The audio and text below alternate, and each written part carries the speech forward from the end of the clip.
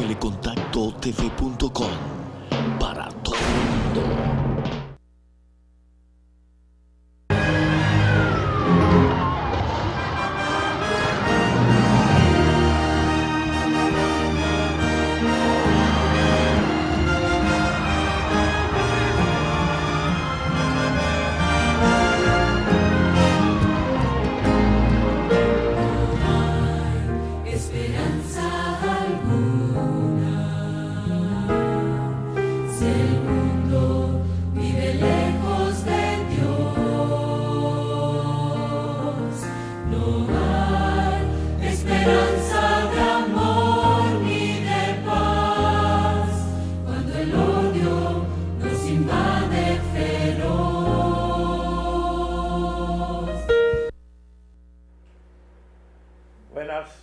Es un placer saludarle, amables televidentes, en este día de domingo que ya contamos a 25 de abril. Estamos dando inicio a su programa Hay una Esperanza, que se transmite todos los domingos de 1 a 2 en su canal 57 Telecontacto. Buenas tardes. Buenas tardes, Olivo. Buenas tardes, amables televidentes de su espacio Hay una Esperanza. Como cada domingo estamos aquí para traer la palabra de Dios. Que cada hogar del mundo esté iluminado por la paz de Cristo Jesús. Este es un espacio para que hablemos, para que meditemos en la palabra que el Señor nos recomienda que cada día busquemos. Porque dice la palabra de Dios, buscar el reino de Dios y su justicia, y las demás cosas os serán añadidas. Hoy, como siempre, estaremos orando por los enfermos y comenzaremos incluyendo en la lista de oración al pastor Enrique Daniel, quien ha estado afectado de salud y esperamos que el Señor pues siga obrando en su favor. Queremos añadir a ese nombre Rafael Tejada, Herminia Tavera, Emilia Miranda, Teresa. Me gozo de que ayer Teresa estuvo en la iglesia. El Amén. Señor la está levantando y ya ayer estuvo, después de 6 o 7 meses, el primer culto en la iglesia. Alabamos al Señor por ello. Amén. Así también pedimos por Rafaela Mejía, por Joelina Herrera y Alina Anico. Incluimos también a Leonardo Vélez, que pide oración y ruega que el Señor le pueda ayudar en su estado de salud y de familia. También queremos incluir en esa oración a el hermano Juan Bolívar, también, que ha sido afectado por algunos problemas de salud, esperando que el Señor siga obrando en su favor. Si usted tiene algún otro nombre. Sí, queremos también elevar este ruego, esta oración al Señor por Javier Mejía. También por doña Digna, así como por José Jerez, el doctor Acosta Estrella. Vamos también a pedir ahora oración por los enfermos del Hospital Cabral Ibáez. Especialmente los que fueron visitados ayer por usted y su grupo. Sí, vamos a pedir que el Todopoderoso pues haga su voluntad en cada uno de ellos. Oremos. Padre eterno, amoroso Dios, te damos gracias a ti y la gloria y honra a tu nombre en esta hora. Amén. Porque tú has mejorado a algunos de los que aquí hemos estado rogando para que tú les devuelvas la salud. Amén. Te lo agradecemos. Gracias, Señor. Aquellos que aún no han sido beneficiados con la salud, te ruego que los beneficies con un aumento de su fe y una confianza en ti, de manera tal que puedan siempre mantenerse en una relación contigo. Amén. De modo muy especial te rogamos por el pastor Enrique Daniel, sí, Señor, que tú obre en su vida, ponga tu mano en él. Es un siervo tuyo, Señor. Amén. Y queremos que, si es tu voluntad, lo levante pronto para cumplir sus funciones pastorales. Amén. Gracias por tu misericordia. Gracias. Gracias por aquellos enfermos que en el hospital fueron visitados ayer, Señor, esperando que tu mano seas con ellos. Amén. Estamos pidiéndote, oh Señor, que hagas tu voluntad, no la nuestra. Que tú los prepares y los capacites para soportar la enfermedad, si es que tiene planes de alargarla, o de gozarse en la salud si tu plan es levantarlo. Amén. Gracias por oírnos. Gracias. En el nombre de Jesús. Amén. Amén. Amén. Adelante, máster, con el programa. Es semilla, árbol de fruto que dé fruto según su género.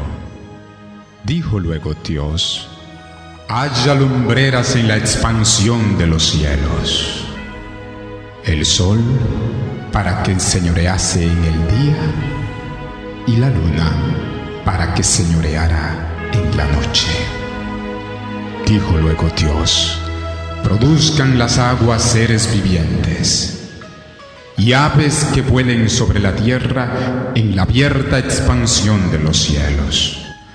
Luego dijo Dios: produzca la tierra seres vivientes según su género, bestias, serpientes y animales de la tierra según su especie. Bien, continuamos con ustedes, amables televidentes. En su programa Hay una Esperanza. Ahora estamos llevando su sección Aprenda o Aprendamos de la Naturaleza, que es lo mismo que decirles el devocional de este día. Hoy hemos elegido un perro salvaje para hacer nuestras ilustraciones, porque como siempre hemos dicho, Dios tiene un segundo libro para orientar a sus hijos, y es la naturaleza. Y vamos a hablar hoy del aborrecido coyote. El coyote ha sido uno de los animales más aborrecibles en la tierra, especialmente en Norteamérica, Canadá y México. Por razones obvias. El coyote es un animal de caza, y entonces pues a los que viven del ganado, corderos, ovejos, cabras, gallinas y otros animales, pues el zorro ha sido un enemigo natural de estas cosas. Y entonces por esto, valiéndose de toda artimaña, armas y trampas, quisieron exterminarlos en algunos lugares porque eran un azote para la crianza de los animales domésticos.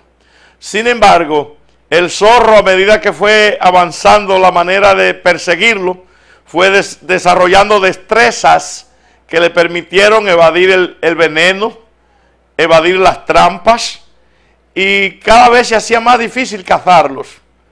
Pero llegó un momento en que sí lograron exterminarlos, pero se produjo un desequilibrio en la naturaleza. El ecosistema se descompuso, y donde quiera que se aminoraron los zorros, aumentaron los conejos que dañaban las cosechas, aumentaron las ratas, aumentaron los zorros, las zorras, y entonces esto se convirtió en un dolor de cabeza peor. Y es que debemos recordar que cada cosa tiene su lugar en la naturaleza que Dios ha creado. El equilibrio de la naturaleza y el balance de esta depende de la coexistencia pacífica de las diversas especies en el ambiente. Sin embargo, muchas personas han descubierto que de alguna manera el zorro era interesante conservarlo. Y es por eso que hoy día hay lugares donde se han hecho reservas naturales para volver a levantarlo. Y hoy, desde Estados Unidos, Canadá y México, nuevamente ha habido un crecimiento en la población de los coyotes. Y esto ha permitido un equilibrio en la naturaleza. De la misma manera, en un tiempo que se conoció como la Edad Media o la Época Oscura, se perseguía como a coyotes a los cristianos que no se sometían al sistema religioso de la época. Y la sangre de los mártires abonaba la tierra para que surgieran más cristianos. Y entonces la persecución fue fortaleciendo más y más, como al zorro, a los cristianos, y se fueron multiplicando. Y hoy día, gracias a Dios, ya no se nos persigue como antes. Sin embargo, continuamos siendo una especie medio raro para mucha gente que no entiende el valor de la conversión a Cristo Jesús.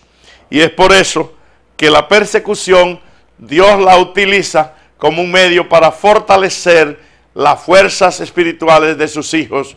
Y muestra de ello es una de las bendiciones que Jesús dio a sus hijos antes de partir, que se encuentra en Lucas 6:22, que yo quiero que compartamos. Lucas 6:22, donde Jesús da una bienaventuranza es decir, declara felices a aquellos que por alguna razón son perseguidos por causa del Evangelio. Escuche como dice Jesús en Lucas 6:22. Bienaventurados seréis cuando los hombres os aborrezcan y cuando os persigan o aparten de sí o denostaren por causa de mí o por causa del Hijo del Hombre. Es decir, amado hermano y hermana que me escucha, si tú estás en este momento pasando como los zorros por una persecución X, por un asedio X, confía en Jesucristo, que Él dice, bienaventurado el que por causa de mi nombre es aborrecido y perseguido. Que Dios te bendiga y te fortalezca en la fe de Cristo para que puedas soportar cualquier clase de persecución familiar, de trabajo, de los amigos o de cualquiera que por causa de Cristo te mofe o se burle. Será hasta entonces, hasta la próxima oportunidad donde tendremos otro Aprendamos de la Naturaleza.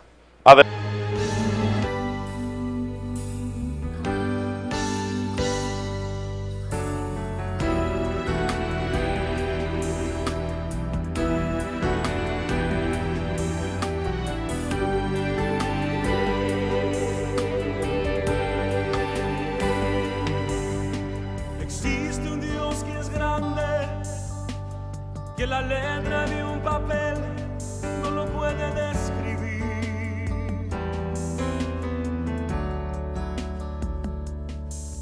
No se puede imaginar, no se puede comparar su grande poder.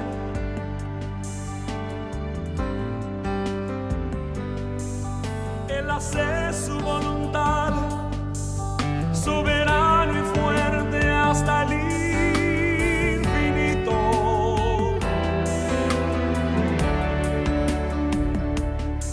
Gana la lucha sin luchar, vence la lucha, hace cansar al enemigo. Jehová, Dios de vida y de victoria. Jehová, Dios de paz, Dios de gloria. Jehová va a cambiar tu historia hoy aquí.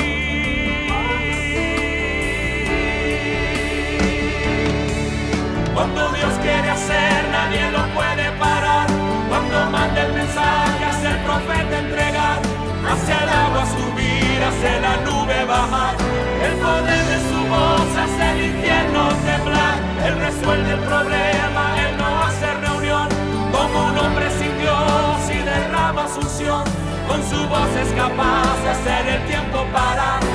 El Dios a quien yo sirvo está aquí.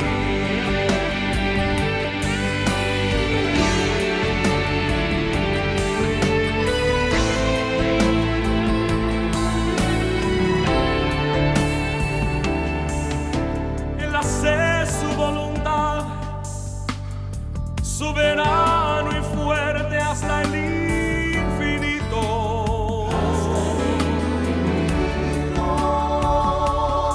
Gana la lucha sin luchar, vence la lucha, hace cansar al enemigo.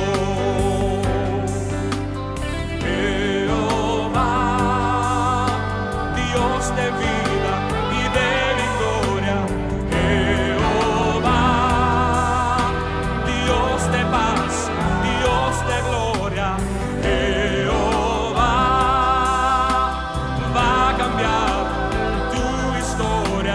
Hoy aquí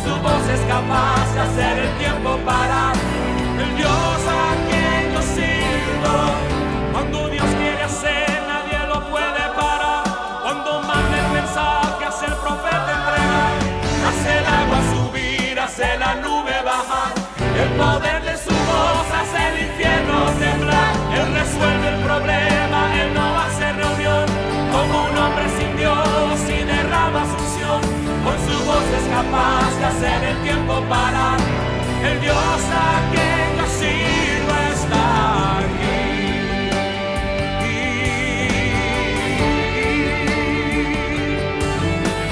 Dios a quien yo sirvo, Dios a quien yo sirvo,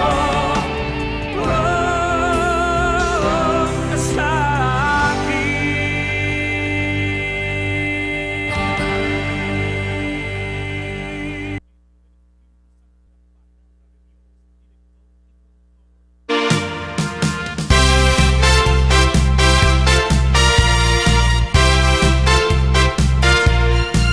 Paso a paso, sin fronteras, vivo transitando sin retroceder, no importando las barreras que pone ante mí el quiero tentador de un día.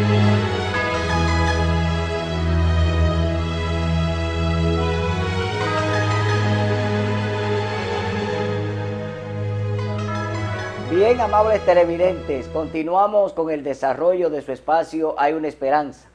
Y ahora estamos en su acostumbrada sección Familia y Salud. Hoy vamos a continuar con una sección que tenemos de un seminario muy importante sobre la sexualidad. Y hoy en este espacio, en esta sección, vamos a continuar con el pastor Núñez y su esposa, que son los que dirigen este seminario de la sexualidad. Olivo, yo no sé si usted tiene alguna... Sí, yo quisiera decir que este programa, consciente de que el hombre es un ser integral, que debe tener un equilibrio en todas sus áreas emocionales y afectivas y volitivas, necesita ser orientado en los aspectos que tienen que ver con la sexualidad humana. Hay muchos tabú o tabúes que se han generalizado incluso en nombre de la religión. Hubieron teólogos como Santo Tomás de Aquino y otros que consideraron que el pecado de Adán fue sexual y que debido a que el pecado de Adán fue sexual, la sexualidad tenía que ser considerada como pecaminosa. Nada menos cierto y más alejado de la realidad, porque Dios creó una pareja, le puso las gónodas, o sea, las glándulas sexuales, Sí. que en el hombre son los testículos y en la mujer los ovarios. Sí. Entonces, Dios crea la pareja con el propósito de llenar la tierra y aún más poblar los mundos que no cayeron, Sí. si la pareja se mantenía fiel. Y Él le ordenó crecer, multiplicaos y llenar la tierra. Y en esta orden automáticamente hay una orden sexual. Sí, señor. Porque nadie se multiplica por probeta Ni por en aquellos sí- tiempos. Ni por sí solo. Ni por sí solo, entonces había que tener relaciones. Sin embargo, el diablo, sabiendo que las relaciones sexuales incluso son tomadas por Cristo como una analogía de su relación con la Sí, iglesia, señor.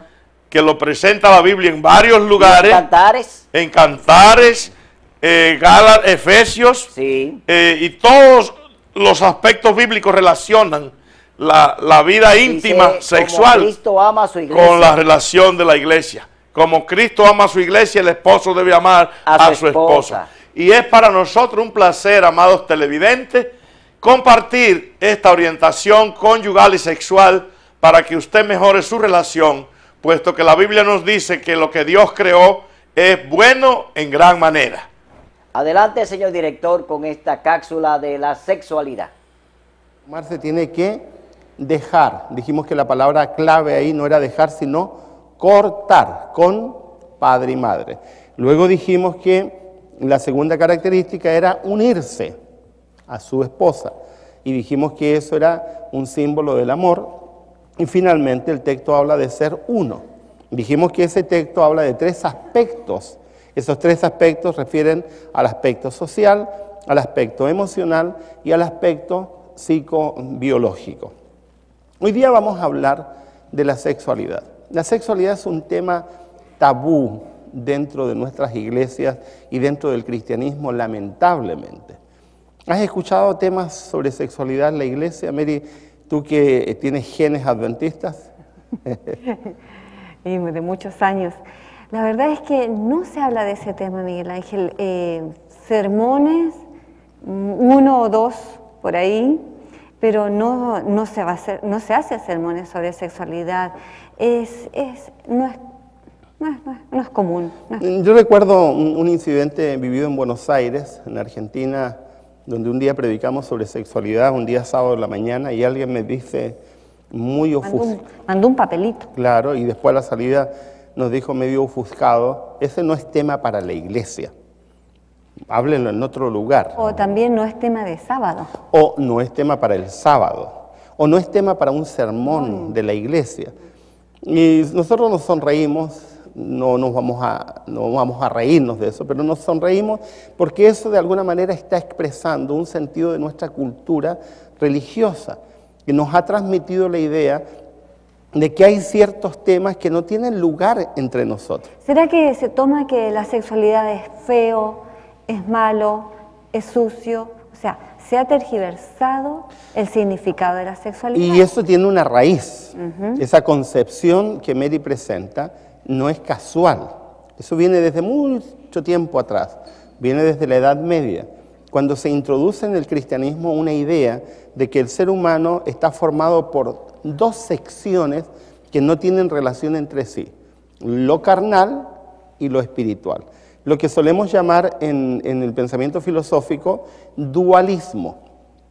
Y supuestamente en esa concepción que viene no de la Biblia, sino que viene del pensamiento griego y mucho más atrás viene de filosofías orientales, supuestamente lo espiritual es superior y lo carnal es inferior. Ahora, lo carnal no se refiere solamente a relaciones sexuales, no, sino que se refiere a todo la alimentación, al ejercicio. Entonces, ¿por qué tendríamos que separar una de esas secciones carnales en que no son correctas o son vergonzosas? Bueno, en la Edad Media se transmitió la idea de que todo lo que tenía que ver con el espíritu era bueno y se relacionaba con Dios. Y todo lo que tenía que ver con la alimentación, con la salud del cuerpo, tenía que ser inferior y dejado a un lado. Y en eso entró la sexualidad. Y se hicieron incluso divisiones de pecados. Pecados veniales y no veniales, pecados más graves que otros, y da la casualidad que los pecados más graves están relacionados con el cuerpo, lo cual supuestamente tiene que ver con una tergiversación, pero si ustedes leen la Escritura, en la Escritura no hay tal cosa como esa. De hecho, la concepción alma y cuerpo que aparece en la Biblia está mal traducido. De hecho, la palabra alma no aparece en la Biblia. No me miren asustados porque la palabra alma es una palabra no de origen bíblico. La Biblia simplemente dice otra expresión y no usa la palabra alma como algo esotérico, algo volátil, sino que la Biblia se refiere simplemente al ser humano y lo habla en términos integrales. Entonces el concepto de decir una alma que se entregó a Dios no corresponde. No corresponde. Pues, a mí me da mucha risa cuando bautizamos almas en las iglesias porque pareciera que bautizamos espectros, fantasmas. Y me preocupa mucho ese pensamiento porque ese pensamiento nos hace olvidarnos que esas, entre comillas, almas, son personas que tienen estómago, yo digo, claro, que tienen necesidades, que son individuos, y no estamos bautizando algo esotérico, espiritual. Ahora, la Biblia no hace dualismos, la Biblia no hace división de espiritual y carnal. De hecho, el concepto espiritual tampoco es bíblico, el concepto espiritual no es un concepto estrictamente bíblico. La Biblia habla de espiritual, pero eso está en las traducciones. La Biblia habla de un ser integral, donde no podemos separar lo espiritual de lo carnal, porque el ser humano es un todo integral.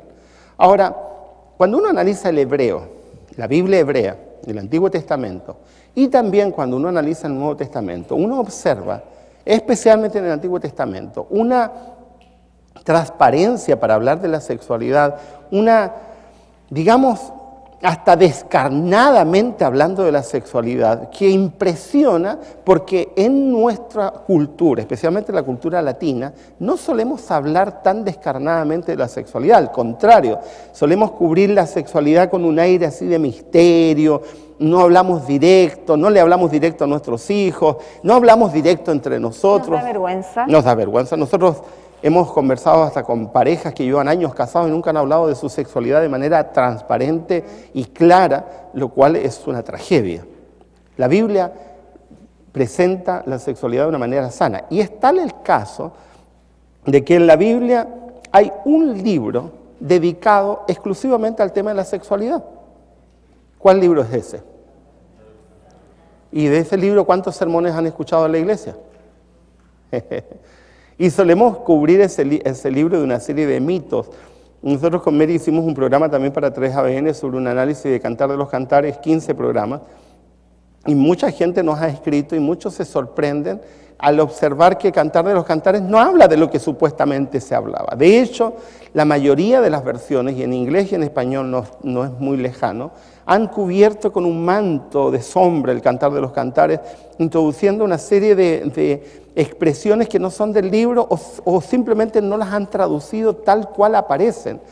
Yo tengo una traducción hecha en español de un hebraísta especializado en hebreo, que le interesó el libro de Cantar de los Cantares como literatura y lo traduce, y algunas cosas son para enrojecer o poner colorados a algunos que no están acostumbrados a leer con tanta transparencia el Cantar de los Cantares. Cantar de los Cantares es una crítica a Salomón. Cantar de los Cantares no lo escribió Salomón. Algunos de los cantos, de los poemas son de Salomón. Otros no son de Salomón porque no corresponden a Salomón, son de épocas diferentes a Salomón.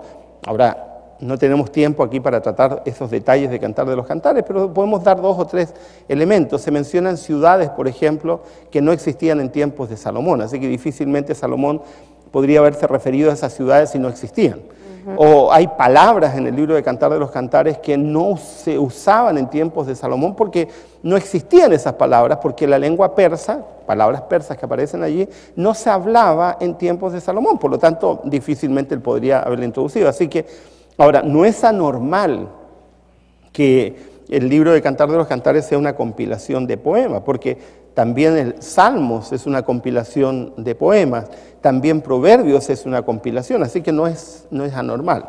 Solo que como hemos estado tan acostumbrados a pensar y decir que Salomón lo escribió, pensamos que él lo escribió todo. Hay algunos poemas que definitivamente son de él y otros no sabemos sus autores, simplemente sabemos que se compiló como una crítica a Salomón. No es un análisis de Cantar de los Cantares lo que vamos a hacer, pero sí lo que vamos a hacer es extraer de Cantar de los Cantares algunos principios de sexualidad que son aplicables para nuestra realidad hoy.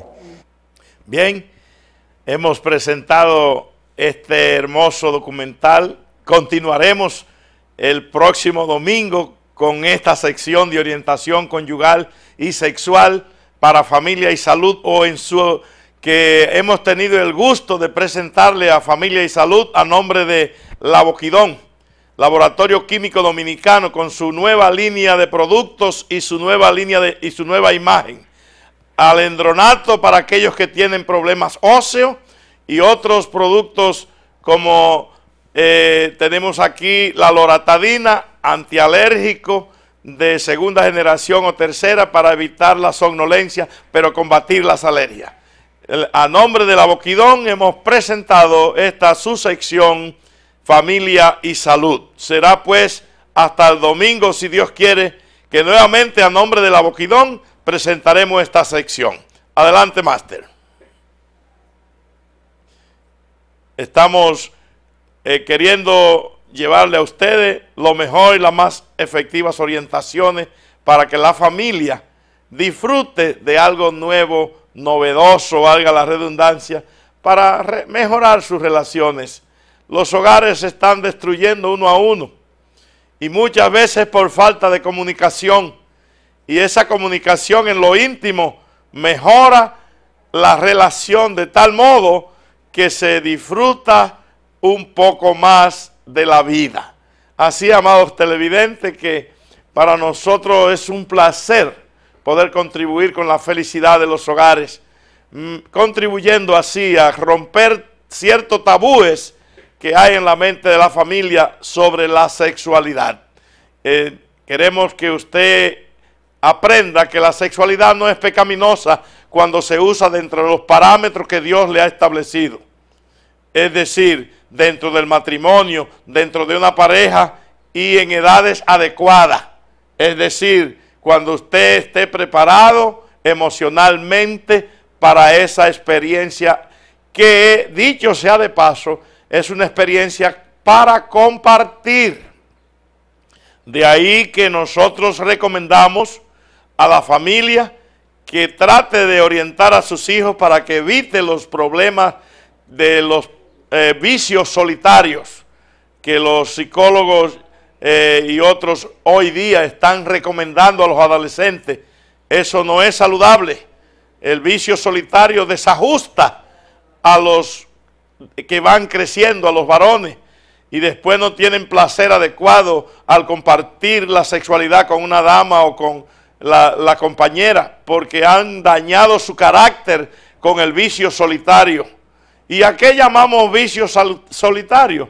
Nos referimos al tan usado y recomendado vicio de la masturbación, que es un problema que las Escrituras consideran pecaminoso, por lo que recomendamos a los padres que vigilen a sus hijos, los orienten con una sexualidad adecuada. Usted se preguntará, ¿y qué hay de malo en esto? Sencillamente, mis amigos, que la sexualidad fue creada por Dios para ser compartida con un ser de diferente sexo. Es decir, Adán estaba solo y se le puso a Eva. La sexualidad no es para compartirla ni solo, ni con pareja de sexos iguales, ni solo.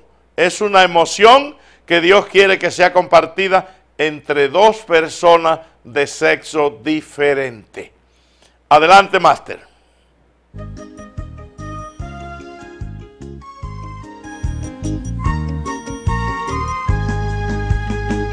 Todavía no sé, todavía no sé.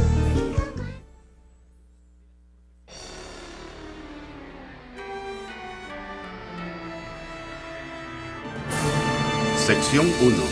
Señales finales. Pero tú, Daniel, cierra las palabras y sella el libro hasta el tiempo del fin. Muchos correrán de aquí para allá, y la ciencia se aumentará.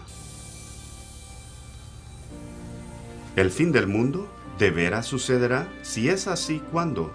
Es esta una de las preguntas más importantes y misteriosas de todos los tiempos. El profeta bíblico Daniel claramente dijo que justo antes del fin del mundo nosotros presenciaríamos un aumento dramático en el conocimiento.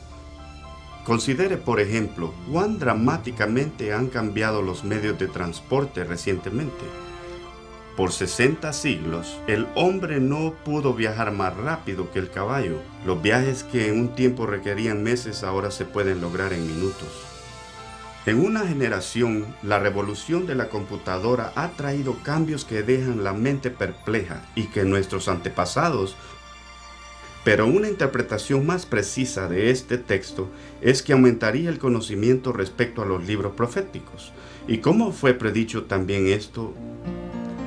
Pero los escritos de Daniel no son los únicos en la Biblia que hablan de los eventos de los últimos días. ¿Qué otro conocimiento podría estar oculto dentro de los textos antiguos de la Escritura? Oiréis guerras y rumores de guerras. Cuidado, no os alarméis. Esto tiene que suceder, pero aún no es el fin. Se levantará nación contra nación y reino contra reino, y habrá pestes, hambres y terremotos en diversos lugares, y todo esto será principio de dolores.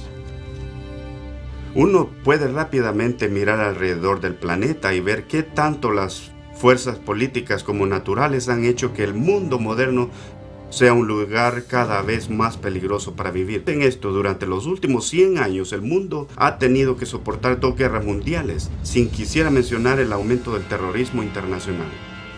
Sume a esto el marcado aumento de desastres naturales mortales, sin terremotos, incendios, inundaciones, tornados, tormentas asesinas y clima enrarecido. Todo esto trayendo desastres al planeta Tierra. Sorprendentemente, el apóstol Juan predijo que otra señal de los últimos días sería la habilidad del hombre para destruir el planeta. En Apocalipsis 11, versículo 18, él dice que vendrá el tiempo cuando Dios habrá de destruir a los que destruyen la tierra. Es claro que esta profecía se ha cumplido cabalmente. Por siglos el hombre pudo poco más que disparar flechas o arrojar bolas de cañón a sus enemigos. Pero actualmente poseemos armas devastadoras que pueden extinguir la vida en este planeta. Ciertamente, aún Jesús predijo que si su venida fuera postergada, ningún ser sobreviviría. Cristo advirtió que tendríamos que enfrentar todos estos peligros, pero que serían solo el principio del fin. ¿Será que la humanidad hace algo para desencadenar los eventos finales de la tierra? Esto ten en cuenta, que en los últimos días vendrán tiempos peligrosos. Habrá hombres amantes de sí mismos, ávaros, vanagloriosos, soberbios, blasfemos, desobedientes a los padres, ingratos, impíos, sin afecto natural, desleales, calumniadores, intemperantes, crueles, aborrecedores de lo bueno. Nadie que ha vivido en las últimas décadas podrá negar el constante, atemorizante derrumbe moral de la sociedad moderna. Cada generación continuamente rebaja las normas de una conducta aceptable. En consecuencia, la siguiente generación actúa con una moral más baja que la anterior. Y desafortunadamente, no se vislumbra un punto final para esta vergonzosa tendencia.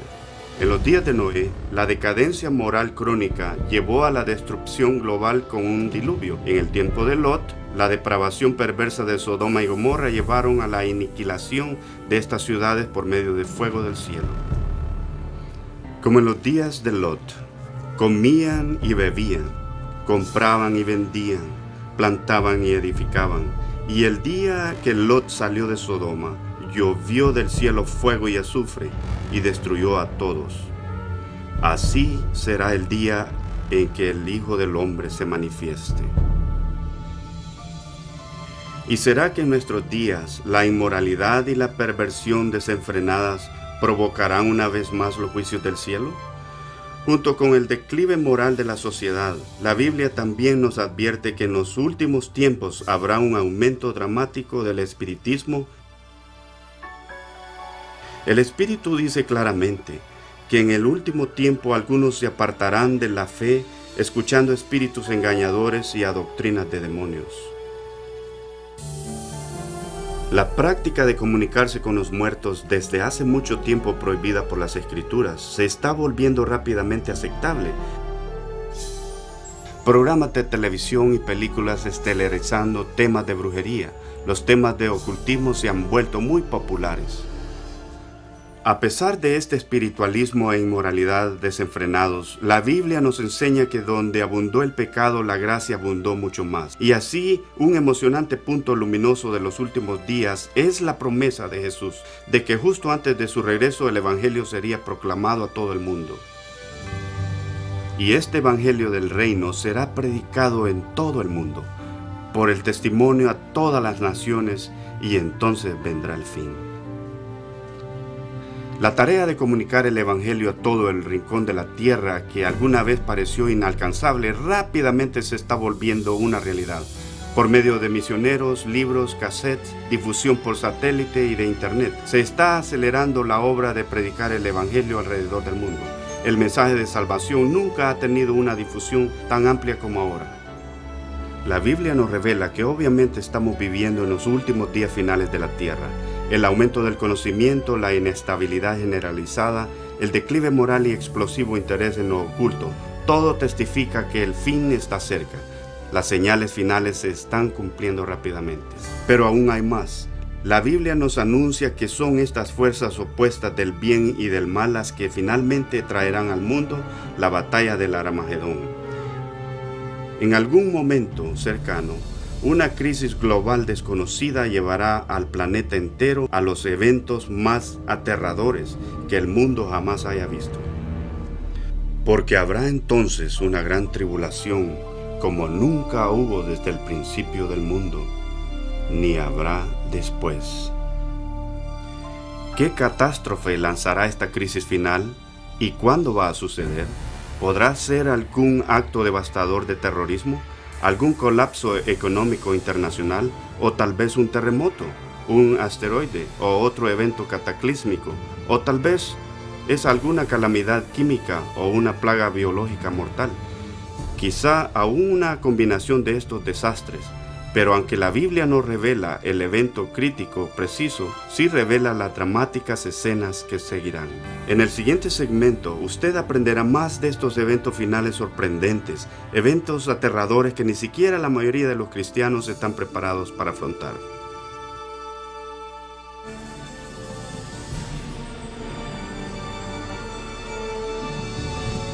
Mira, mamita, ahí está Jesús.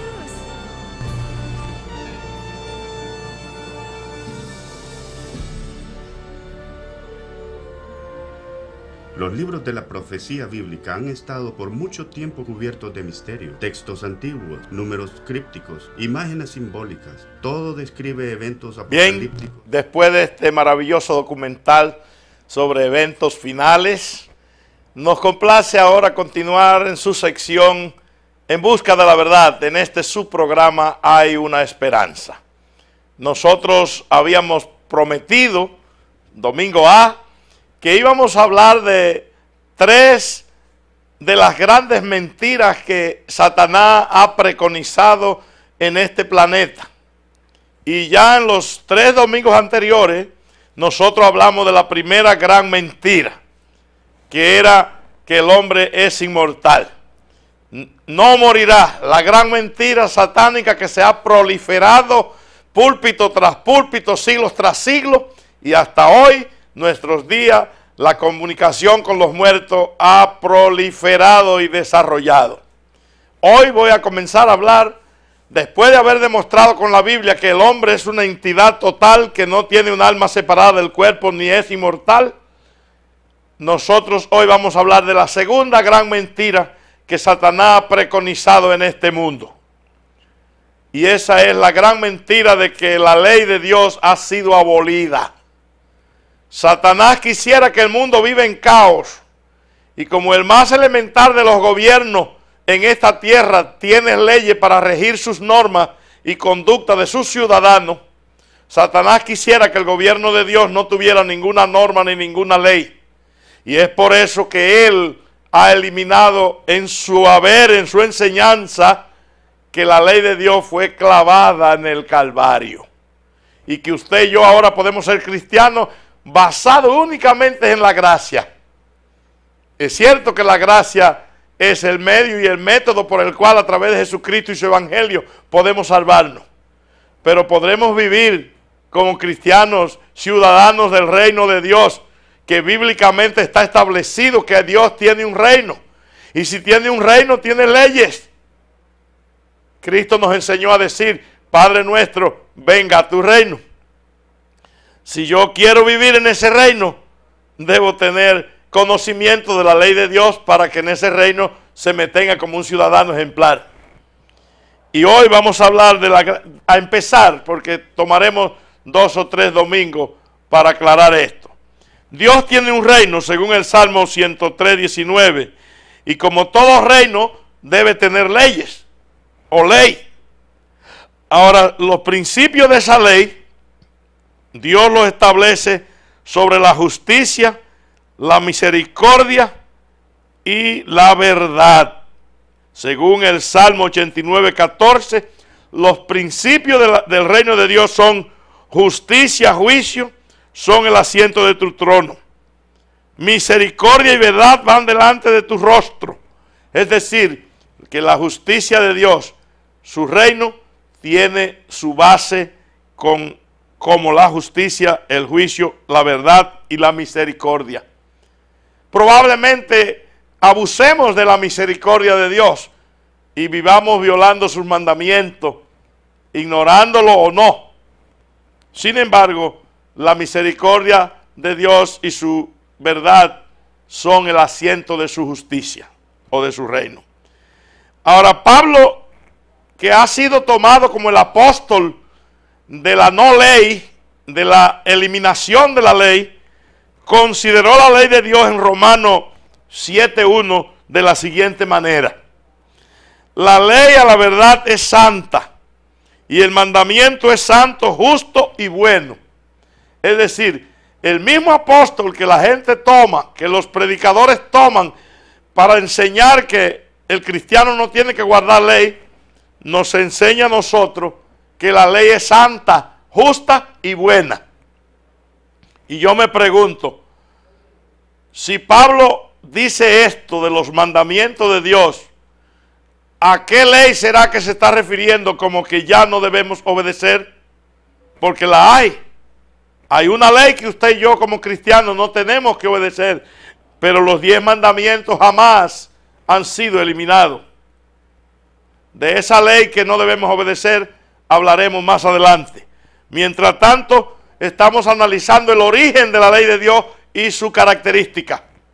Se origina en Dios, que es justo, misericordioso y verdadero. Pablo dice justa, santa y buena. Romanos 7:12. Ahora también nos dice en Éxodo 21 que el origen de esos mandamientos es Dios mismo. Dice, y habló Dios todas estas palabras. Luego de Éxodo 20, del 3 al 17, están los 10 mandamientos que no vamos a analizar ahora. Pero habrá una ocasión en estas intervenciones. Ahora, la misma manera que Dios usa para escribir su ley, nos dice que es perpetua. Dios la escribe en tablas de piedra y con su propio dedo. Si usted lee a Éxodo 31:18, Nehemías 9:13, Deuteronomio 4:12 y 13, allí se lee que los mandamientos fueron escritos por Dios mismo en tabla de piedra. Y lo que Dios hace está hecho perpetuamente. A eso ni se le añade ni se le quita, dice la Biblia en Deuteronomio 4:2. Ni se le añade ni se le quita. Lo mismo dice Apocalipsis 22, 18 y 19. No le añade ni le quite a lo que Dios establece.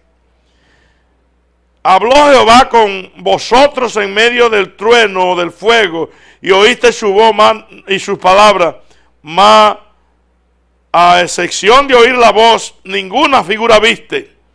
Y él os anunció su pacto, el cual mandó a guardar y obedecer. Por lo tanto, es una orden directa de Dios.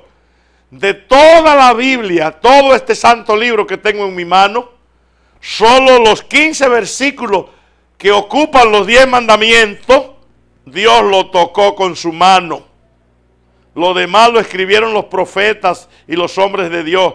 Pero los 10 mandamientos lo escribió el mismo Dios como una muestra de perpetuidad. Y lo escribió en piedra porque la piedra resiste fuego, agua, golpes y todo lo que usted se imagine. Por lo tanto, decir que el cristiano no tiene que obedecer los mandamientos es un absurdo satánico y le hace el juego el que lo sigue a la segunda gran mentira que Satanás ha presentado, de que la ley de Dios es cruel, es mala y no debe obedecerse. Ahora, Adán conoció la ley de Dios,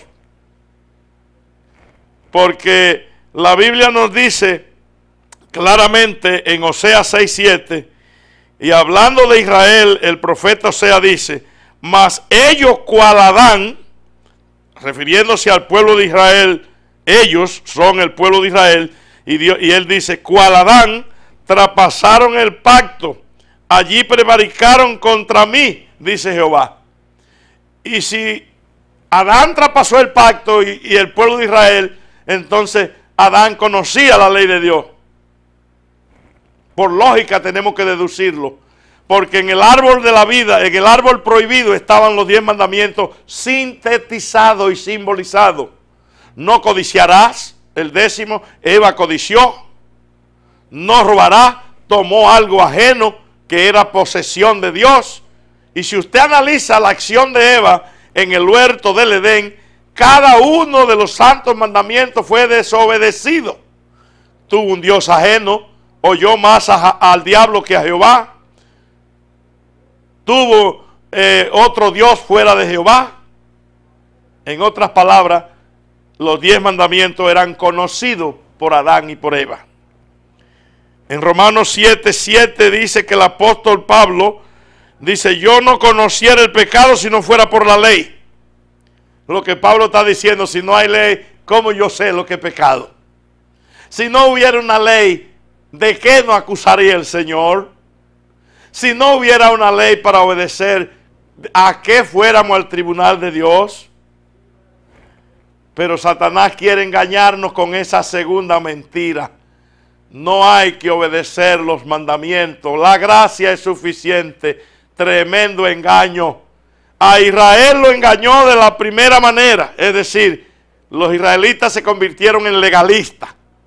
Ahora los cristianos nos quieren engañar con la gracia y nada más. Pero yo quiero decirle que la salvación tiene un equilibrio. La ley de Dios para mostrarme el pecado y la gracia por el otro lado para llevarme al que me lava y me perdona por transgredir los mandamientos de Dios. Por lo tanto, amados míos, que esa mentira que por años Satanás ha preconizado no vuelvan a calar ni la permitamos. Tratemos de conocer los santos mandamientos. Por la desobediencia de un hombre, dice el apóstol Pablo, los muchos fueron constituidos pecadores. Y la Biblia dice que en 1 Juan 3:4 que la desobediencia a la ley de Dios es lo que es pecado. Por lo tanto, Adán, al constituirse pecador, violó los mandamientos de Dios, como dije ahorita. Ahora bien, el hombre es consciente de que tiene que obedecer, pero el diablo obnubila, embota su mente para que oiga los cantos de sirena. No hay que guardar esa ley, es muy pesada, es muy violenta. Nadie la ha podido guardar en el mundo. Pero olvidamos lo que dice Pablo: todo lo puedo en Cristo que me fortalece. Es verdad que tú y yo carnalmente no podemos guardar los mandamientos, pero una vez que Cristo se apodera de nuestro corazón con el nuevo nacimiento, la ley de Dios es escrita en nuestro corazón por el Espíritu Santo, y entonces podemos, por Cristo que vive en nosotros, guardar sus santos mandamientos. Ahora, ¿quién quebró la ley de Dios aún antes de Adán? Satanás. Como él no la obedeció en el cielo, según nos dice 1 Juan 3:8, que el que hace pecado es del diablo porque él peca desde el principio. Satanás, como no la obedeció, fue expulsado y ahora quiere que usted y yo sigamos su camino en vez del de Cristo. Por tanto, mis amados, en el nombre de Jesucristo, les recomendamos que conozca los 10 mandamientos como la Biblia lo presentan en Éxodo 20:1 al 17 y en el libro de Deuteronomio capítulo 5. Conózcalo y por la gracia de Jesucristo ayude a su familia a conocerlo y entonces ponga a Cristo como la fortaleza, la muralla donde usted se refugia para que pueda observarlos para la gloria del Señor. Dios no creó a nadie en pecado. Toda la vasta creación de Dios, Él dijo en Génesis 1:31, era buena en gran manera. Pero Él, al crearnos libres, se la jugó. Es decir, corrió la milla extra y nos dejó libre a elegir. Satanás no era el diablo, era un ángel de luz, eligió mal. Y entonces aquí decidió venir para vengarse de Dios, haciéndonos a nosotros seguir sus mentiras. En el próximo domingo, si Dios quiere, vamos a analizar, después de haber analizado hoy su origen, es decir, el origen de la ley de Dios. El próximo domingo analizaremos los propósitos de la ley de Dios para el cristiano. Hasta aquí ha sido mi participación en esta subsección En Busca de la Verdad. En su programa Hay una Esperanza. Será hasta el domingo que viene, si Dios nos lo permite, que estaremos de vuelta contigo en otro programa similar. En tanto te decimos, Dios te guarde y te bendiga. alce a ti su rostro y ponga en ti paz. Hasta el domingo, si Dios quiere.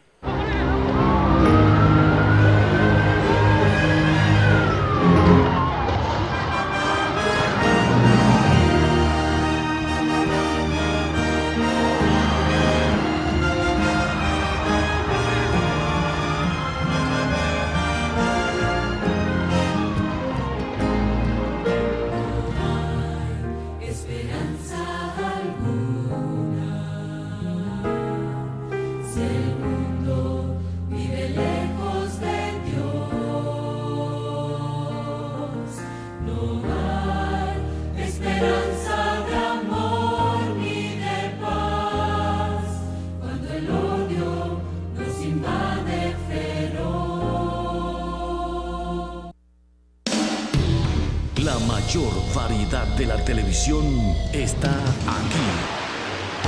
Somos Telecontacto, la nueva era de la televisión.